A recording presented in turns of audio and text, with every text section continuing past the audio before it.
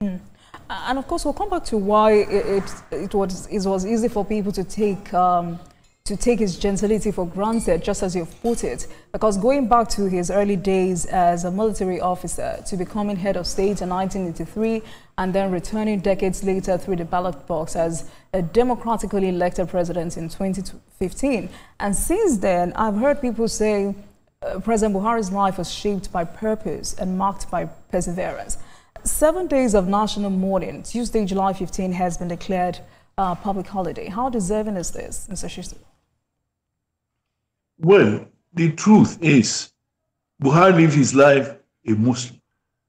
And I'm sure he would not have wished that, you know, a 7-day holiday be introduced to purportedly honor him in death.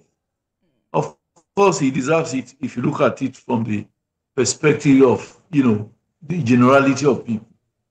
But for him, for instance, in Islam, there's nothing like state burial. The man will be buried by 2 p.m. tomorrow by the grace of God, and I can assure everyone that I will be part of it. I'm already, you know, on the way to Daura to be part of it. All that he needs now, more than any other thing, is prayers. Prayers for God to forgive whatever shortcomings he had, and prayer for God to forgive his sins, and prayer for him to be granted a Jannah Firdaus in the hereafter.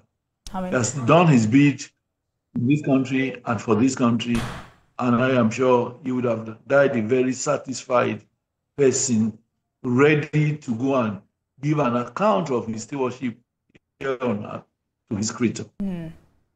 But I would like you to share a personal moment or interaction with President Buhari that left a lasting impression on you.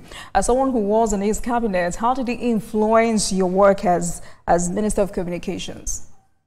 The truth, or the bitter truth about Buhari, is the fact that he was unobtrusive, like I said. He is one person who minds his business. If you work with Buhari, even if you don't see him in 3 months' time, he will not ask of you. And when eventually you see him, he will not complain that you have not asked after him. He's that kind of person. He's a man of himself. He's one person who does not believe that people have to kowtow or pander to his wishes, or engage in hypocrisy or praise worship. He doesn't want anybody to worship him. He sees himself as a very simple person, and he lived a very simple life.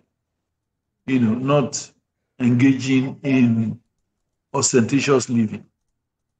All right. And not going beyond his means in whatever he was doing. In fact, I suspected that in the 4 years I worked with him, he hardly bought any new clothes or new shoes. It was that simple.